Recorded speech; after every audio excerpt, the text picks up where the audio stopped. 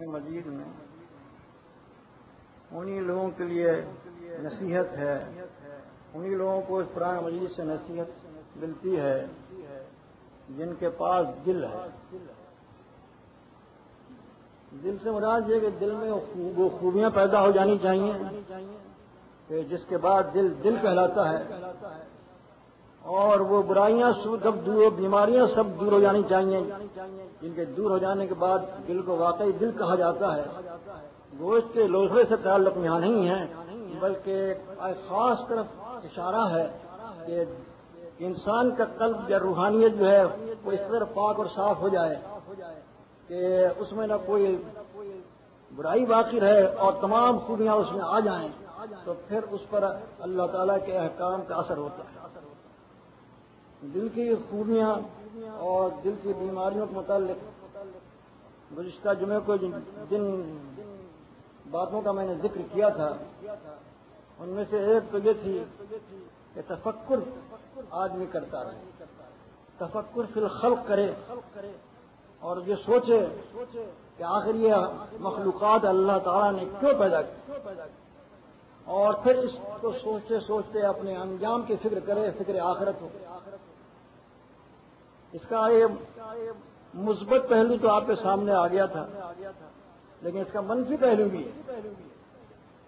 کون سی باتیں ایسی ہیں جن کے سلسلے میں تفکر نہیں کرنا چاہیے، یہ پہلو بھی ہونا چاہیے، اور یہ پہلو جو ہے دوسرا منفی پہلو یہ دل میں نہیں ہونا چاہیے۔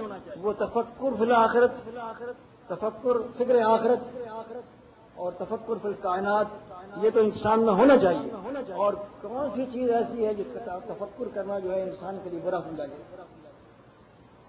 آدمی یہ سوچتا رہے کہ مجھے فلاں گناہ کرنا ہے، اس کے لیے کیا تدابیر اختیار کروں، یہ تفکر اچھا نہیں ہے، اس سے بچنا ہوگا۔ ایسے ہی مخلوقات میں آپ غور و فکر کر سکتے ہیں، لیکن خالق کائنات کے متعلق آپ غور و فکر نہیں کر سکتے۔ اللہ تعالیٰ کی ذات کے متعلق آپ تفکر کریں، غور و فکر کریں کہ وہ کیا ہے، یہ اس کی ممانعت ہے۔ طبرانی نے اوسط میں حدیث حسن سند سے روایت کی ہے کہ اللہ کے رسول صلی اللہ علیہ وسلم فرماتے ہیں تفکروا فی آلاء اللہ ولا تفکروا فی اللہ۔ اللہ تعالیٰ کی نعمتوں پر تو تفکر کیا کرو، غور و فکر کیا کرو، کیا کیا نعمتیں اس نے پیدا کی آپ کے لیے، لیکن اللہ تعالیٰ کے متعلق غور نہ کیا کرو، وہ کیا ہے، کیسے بنا ہے، کہاں سے آیا۔ اس کی ممانعت ہے۔ ایک اور حدیث ہے جس کا ابو نعیم نے حلیہ میں روایت کیا ہے حسن سند سے، اللہ کے رسول صلی اللہ علیہ وسلم فرماتے ہیں تفکروا فی خلق اللہ ہے، اللہ کی مخلوقات میں تو غور تفکر کیا کرو، بڑا تفکروا فی خلق فی اللہ، لیکن اللہ میں غور فکر مت کیا کرو۔ اللہ کے متعلق کبھی نہ سوچیں کہ وہ کیا ہے اور کیسے آ گیا، اس کی ذات و صفات کے متعلق کبھی غور نہ کریں، بس اس کی ذات و صفات پر ایمان لائیں، اتنا کافی ہے آپ کے لیے۔ شیطان تو بہکاتا ہے اور آ کر طرح طرح کے وسوسے ڈالتا ہے، وہ صحیح بخاری کی حدیث ہے، آتا ہے اور وہ یہ پوچھتا ہے کہ فلاں چیز کو کس نے پیدا کیا، فلاں چیز کو کس نے پیدا کیا، اور جب انسان خود جواب دیتا رہتا ہے لیکن آخر میں جا کے پوچھتا ہے اللہ تعالیٰ کو کس نے پیدا کیا، تو اللہ کے رسول صلی اللہ علیہ وسلم فرماتے ہیں کہ اس خیال سے باز رہے اور کیا پڑھے آمنت باللہ رسولہ، میں اللہ پر ایمان لایا، اس رسولوں پر ایمان لایا، ایسے خیالات سے باز رہنا چاہیے۔ اللہ تعالیٰ کے متعلق غور و فکر نہ کرے تو تفکر کی دو قسمیں ہو گئی نا، ایک تفکر مثبت، ایک منفی۔ مثبت تو یہ ہے کہ اللہ تعالیٰ کی مخلوقات میں اس کے انعام میں خوب غور کرے اور یہ سوچے کہ یہ سب نعمتیں ہمارے لیے پیدا کی گئی ہیں، ہمیں کیا کرنا ہے۔ اور دوسرا تفکر جو ہے اس کی ممانعت ہے وہ یہ ہے کہ اللہ تعالیٰ کی ذات و صفات کے سلسلے میں کوئی غور و فکر تفکر نہیں۔ دوسری چیز جو گزشتہ جمعے کو بتائی تھی میں نے آپ کو، وہ تھی سوء ظن، بدگمانی۔ سوء ظن کا بھی ایک چیز ہے حسن ظن، حسن ظن رکھے، بدظنی نہ کیا کریں، بدگمانی نہ کیا کریں۔ بدگمانی کے متعلق گزشتہ جمعے کو میں نے عرض کیا تھا اور یہ بتایا تھا کہ بدزنی جو ہے یہ بہت بڑا جھوٹ ہے. اللہ کے رسول صلی اللہ علیہ وسلم فرماتے ہیں صحیح بخاری کی حدیث ایاکم والظن فإن الظن اکذب الحدیث، بدگمانی سے بچا کرو، اس لیے کہ بدگمانی بہت بڑا جھوٹ ہے. یہ بہت بڑا جھوٹ کیوں کہا اس کو؟ یہ جھوٹ تو ویسے ہی بہت بڑا گناہ ہے. اور تیسرے نمبر پہ اس کا نمبر آتا ہے سب سے بڑا گناہ شرک، اس کے بعد والدین کی نافرمانی، اور تیسرا گناہ جو ہے وہ یہی ہے جھوٹ بولنا. ویسے ہی بہت بڑا ہے جھوٹ بولنا، لیکن جس کو کہا ہے بدگمانی کو سب سے بڑا جھوٹ. میں نے اس طرح کو اشارہ کیا تھا کچھ ترجمے کو. وجہ کیا ہے؟ کسی کے متعلق بدگمانی رکھ کر کوئی قدم اٹھا لینا، اس کے معنی یہ ہے کہ آپ کو یقین ہے کہ اس کے دل میں کیا ہے. کسی کے متعلق فیصلہ کر لینا یہ ریاکار ہے، کسی کے متعلق فیصلہ کرنا یہ خوشامدی ہے، کسی کے متعلق فیصلہ کرنا یہ بدخواہ ہے جماعت کا. حالانکہ آپ نے دل کو چیر کے نہیں دیکھا، دل کا حال نہیں معلوم، اور کیونکہ آپ دل کے حال کو معلوم کر نہیں سکتے لہذا فیصلہ کر نہیں سکتے کہ کسی شخص کے دل میں کیا ہے. اب اگر کوئی شخص اپنی بدگمانی سے فیصلہ کر لیتا ہے تو اس کا مطلب یہ ہے کہ وہ علیم بذات صدور بن بیٹھا، اور یہ کوئی معمولی چیز نہیں ہے. اس لیے اس کو بہت بڑا گناہ، بہت بڑا جھوٹ کہا گیا ہے کہ بدگمانی کرنے والا یہ سمجھے گیا کہ وہ اللہ تعالیٰ کی صفت اختیار کر چکا ہے، وہ علیم بذات صدور بن چکا ہے، اس کو دل کا حال معلوم ہو جاتا ہے. تو اس لیے اس کو اکذب الحدیث کہا گیا ہے. آج اس کا ایک پہلو اور بھی ہے کہ اس کا منفی کے مقصد ہے، اور وہ کیا ہے کہ اس نے ظن رکھے. ہر مسلم کے معاملے میں آپ کو چاہیے کہ اس نے ظن رکھے کہ اچھا گمان کیا کرے اور برا گمان نہ کیا کرے. اسی طرح سے اللہ تعالیٰ کے متعلق بھی اچھا ظن رکھنا چاہیے، برا گمان برا ظن نہیں. اللہ کے رسول صلی اللہ علیہ وسلم فرماتے ہیں صحیح بخاری کی حدیث ہے، اللہ تعالیٰ فرماتا ہے انا عند ظن عبدی بی، کہ میں اپنے بندے کے گمان کے ساتھ ہوتا ہوں. میں اپنے بندے کے گمان کے ساتھ ہوتا ہوں، یعنی بندہ جیسا گمان میرے ساتھ کرتا ہے ویسا ہی اس کے ساتھ جاتا ہوں. اگر وہ اچھا گمان کرتا ہے تو میں اچھائی کے ساتھ پیش آتا ہوں، اور اگر برا گمان کرتا ہے تو اس کا برائی کے ساتھ پیش آتا ہوں. اور یہ ہے کہ اللہ تعالیٰ کے ساتھ اچھا ظن رکھے کہ اللہ تعالیٰ ہمارے ساتھ اچھا ہی کرے گا. اور صحیح مسلم کی حدیث ہے، اللہ کے رسول صلی اللہ علیہ وسلم فرماتے ہیں لا یموتن احدکم الا هو یحسن الظن باللہ، تم میں سے کسی شخص کو ہرگز موت نہ آئے مگر اس حالت میں کہ وہ اللہ تعالیٰ کے متعلق حسن ظن رکھتا ہو، یعنی یہ سمجھتا ہو کہ اللہ تعالیٰ میرے ساتھ میں اچھائی کرے گا اور مجھ پر کسی قسم کی سختی نہیں کرے گا. نیک گمان رکھے اللہ تعالیٰ سے. مگر اس سلسلے میں ایک پہلو یاد رکھیے، اچھے عمل کرتے رہیں اور حسن ظن رکھتے رہیں اللہ تعالیٰ کے ساتھ، اور برے عمل کیے چلے جائیں اور پھر حسن ظن رکھیں اللہ تعالیٰ پر کہ اللہ تعالیٰ معاف کر دے گا. نہیں، اچھے عمل کے ساتھ تو آپ حسن ظن رکھ سکتے ہیں، تھوڑی بہت غلطیاں ہو جائیں وہ بھی معاف ہو سکتی ہیں، لیکن ایک یہ کہ انسان کی پوری زندگی اللہ تعالیٰ کی بغاوت میں گزر رہی ہے اور پھر وہ سوچتا ہے کہ اللہ تعالیٰ معاف کر دے گا. تو یہ بات نہیں ہے، یہ ہے خوش فہمی کو اللہ تعالیٰ معاف نہیں کرے گا. ہاں آپ حسن ظن تو رکھیں لیکن اس حد تک نہیں ہے خوش فہمی ابتلا ہو کر سارے عمل ہی چھوڑ کے بیٹھ جائیں، کیونکہ اللہ تعالیٰ فرماتا ہے لیس بامانیکم ولا امانی اہل کتاب من یعمل سوءا یجزہ بہ، کہ تمہاری خوش فہمیوں سے کام نہیں چلے گا. ایمان والوں سے خطاب ہے، تمہاری خوش فہمیوں سے کام نہیں چلے گا اور نہ اہل کتاب کی خوش فہمیوں سے کوئی کام نکلے گا. جو شخص بھی برا کام کرے گا اس کو اس کی سزا ملے گی.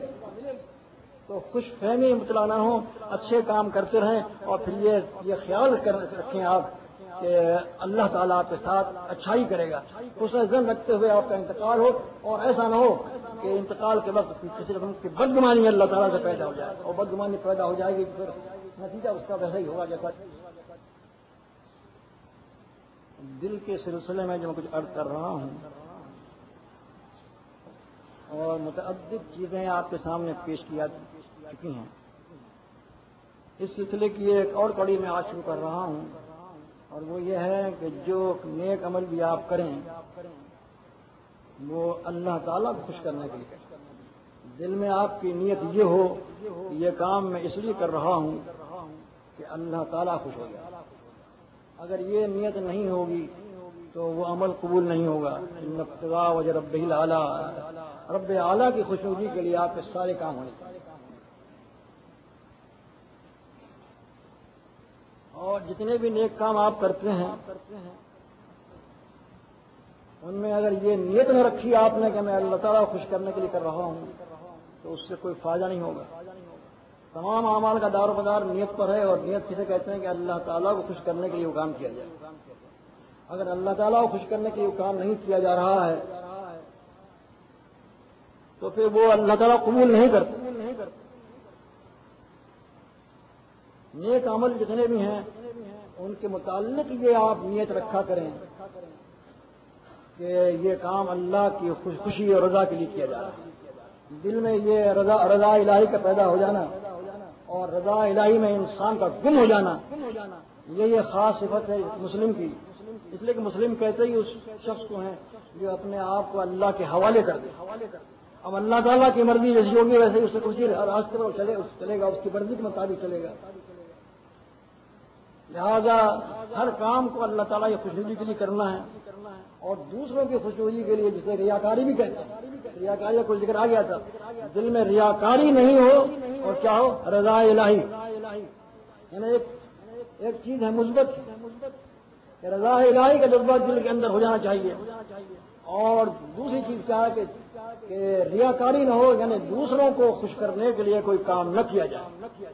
جو کام بھی کیا جائے نیک عمل، برا عمل نہیں ہوتا ہے نیک نیتی سے. برے عمل کے متعلق اگر آپ یہ نیت رکھیں کہ میں اللہ تعالیٰ کو خوش کرنے کے لیے کر رہا ہوں، یہ خود گناہ ہے. برا عمل جو ہے اس میں اللہ تعالیٰ کی خوشی کی نیت نہیں ہوگی، آپ اللہ تعالیٰ کو ناراض کر رہے ہیں اور خوشی کی نیت. اس طرح سے بدعت بھی ہے. بدعت میں بھی یہ خیال نہیں رکھنا چاہیے کہ ہم اللہ تعالیٰ کو خوش کرنے کے لیے کر رہے ہیں، اس لیے اللہ تعالیٰ بدعت سے خوش نہیں. اور بدعتی کا کوئی عمل قبول ہی نہیں ہوتا. صحیح مسلم کی حدیث ہے، اللہ کے رسول صلی اللہ علیہ وسلم فرماتے ہیں من عمل عملا لیس علیہ امرنا فہو رد.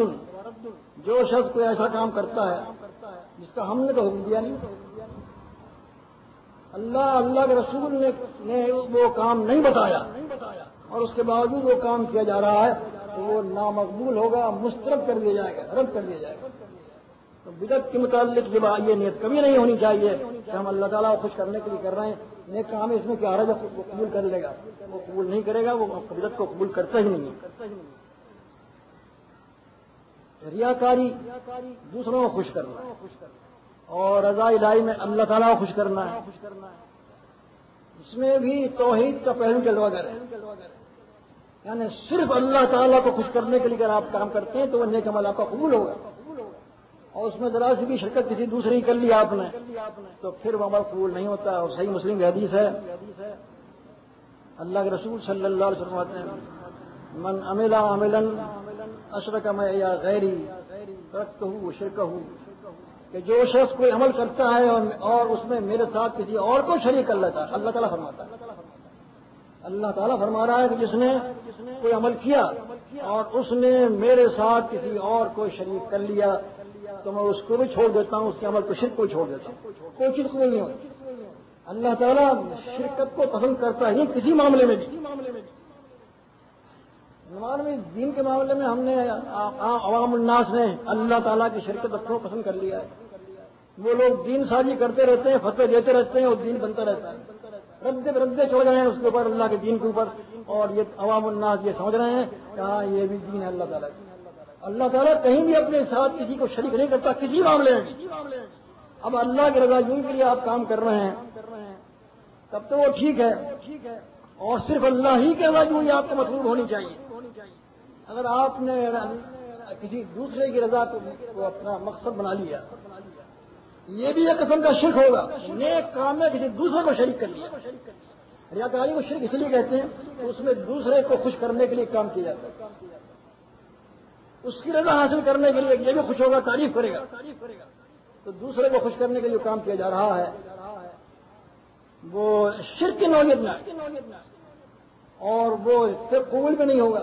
جہاں اللہ تعالیٰ کے ساتھ میں کسی دوسرے کی چیز دوسرے کی نسبت شامل ہو گئی، پھر وہ عمل قبول نہیں ہوتا، اللہ تعالیٰ مسترد کر دیتا ہے۔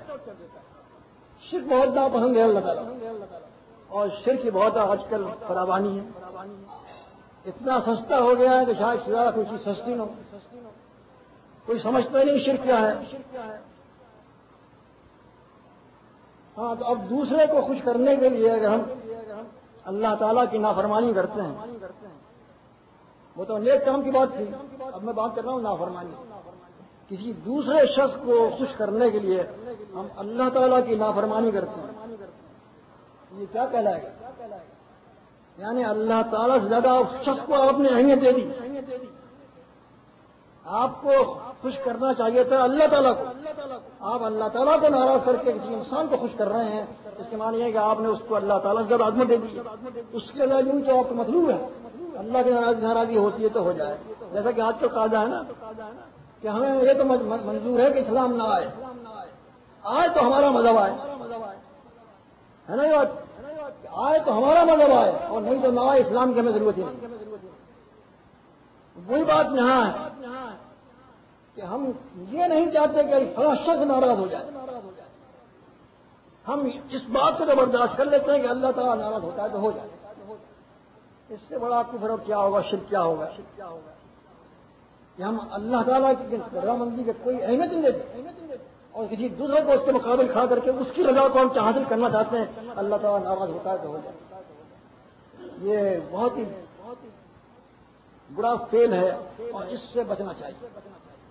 انسانوں کو ناراض آپ کر دیں، کچھ نہیں بگڑے گا آپ کا، آپ اللہ کو راضی کر لیں، دیکھیے آپ کو جانا اس کے پاس ہے، کام اس سے پڑے گا، سوال جواب وہ کرے گا، حساب کتاب وہ لے گا، یہ انسان کیا کرے، کام آئیں گے آپ، وہاں تو کوئی کسی کی مدد کر نہیں سکتا، بنا مجھے سرون صاحب کوئی مدد نہیں کر سکتے ایک دوسرے کی، وہاں ان انسانوں سے آپ کو کیا فائدہ پہنچے گا؟ فائدہ اگر پہنچ سکتا ہے تو اللہ تعالیٰ سے، جو مالک یوم الدین ہے، اور اس کو آپ ناراض کر دیں گے تو وہاں مالک کوئی اور نہیں ہے، ایک ہی مالک، اس کو ناراض نہ کریں آپ، کیا دنیا ناراض ہو جائے آپ سے، نیک کام آپ کرتے ہیں، آپ کوئی ناراض ہوتا ہے آپ سے، ہو جائے، آپ کو پرواہ نہیں ہونی چاہیے، آپ اللہ تعالیٰ کو خوش کریں، ساری دنیا ناراض ہو جائے، یہی تو ایمان ہے، یہی توحید، اور اسی کو اگر چھوڑ دیا تو توحید میں بٹا ہو جائے گا، توحید میں بال پڑ جائے گا۔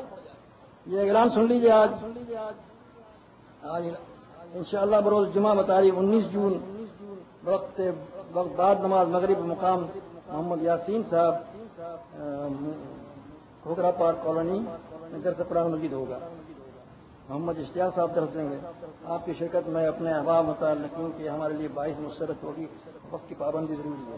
ہاں یہ حلقہ ملیر میں یہ پتہ اس میں لکھا ہوا ہے، وہاں شاہ اس میں بھی لکھا ہوگا، آپ نوٹ کر لیں، اور مغرب کے بعد درس قرآن مجید میں شریک ہو جائیں کہ ہمیں یہ تو منظور ہے کہ اسلام نہ آئے، آئے تو ہمارا مذہب آئے، ہے نا یہ بات، آئے تو ہمارا مذہب آئے اور نہیں تو نہ آئے، اسلام کی ہمیں ضرورت ہی نہیں۔